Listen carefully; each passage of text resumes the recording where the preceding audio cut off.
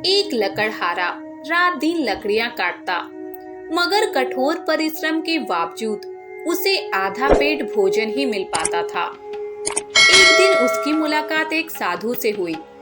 लकड़हारे ने साधु से कहा कि जब भी आपकी प्रभु से मुलाकात हो जाए, मेरी एक फरियाद उनके सामने रखना और मेरे कष्ट का कारण पूछना। कुछ दिनों बाद उसे वह साधु फिर मिला। लकड़हारे ने उसे अपनी फरियाद की याद दिलाई तो साधु ने कहा कि प्रभु ने बताया है कि लकड़हारे की आयु 60 वर्ष की है और उसके भाग्य में पूरे जीवन के लिए सिर्फ 5 बोरी अनाज है। इसलिए प्रभु ने उसे थोड़ा अनाज ही देते हैं ताकि वह 60 वर्ष तक जीवित रह सके।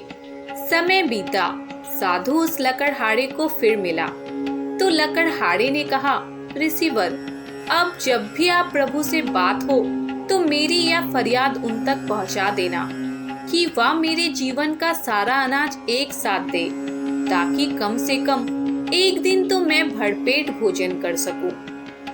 अगले दिन साधु ने कुछ ऐसा ही किया। लकड़हारे के घर ढेर सारा अनाज पहुंचवा दिया।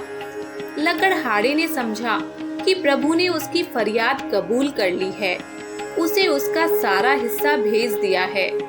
उसने बिना कल की चिंता किए सारे अनाज का भोजन बनाकर फकीरों और भूखों को खिला दिया और खुद भी भरपेट खाया। लेकिन अगली सुबह उठने पर उसने देखा कि उतना ही अनाज उसके घर पहुंच गया। उसने फिर गरीबों को खिला दिया, फिर उसका भंडार भर गया। यह सिलसिला रोज रोज चल पड़ा और लकड़हारा लकड़ियां काटने की जगह गरीबों को खाना खिलाने में व्यस्त रहने लगा। कुछ दिन बाद वह साधु फिर लकड़हारे को मिला तो लकड़हारे ने कहा, ऋषिवर, आप तो कहते थे कि मेरे जीवन में सिर्फ 5 बोरी अनाज है, लेकिन अब तो हर दिन मेरे घर 5 बोरी अनाज आ जाता है।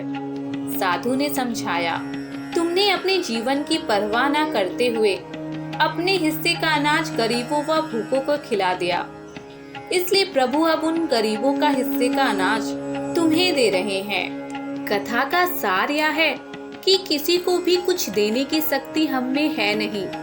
हम देते वक्त ये सोचते हैं कि जिसको कुछ दिया तो ये मैंने दिया। दान, वस्तु, ज्ञान, यहाँ तक कि अपने बच्चों को भी कुछ दिलाते हैं तो कहते हैं मैंने दिलाया, जबकि वास्तविकता तो यह है कि वो उनका अपना है। आपको सिर्फ परमात्मा ने निहित मात्र बनाया है, उन तक उनकी जरूरतों को पहुंचाने के लिए। तो फिर घमंड कैसा? दान किए से जाए दुख, दूर होए सब पाप, प्रभु आकर द्वार पे दूर करे समाप। जय गुरुदेव।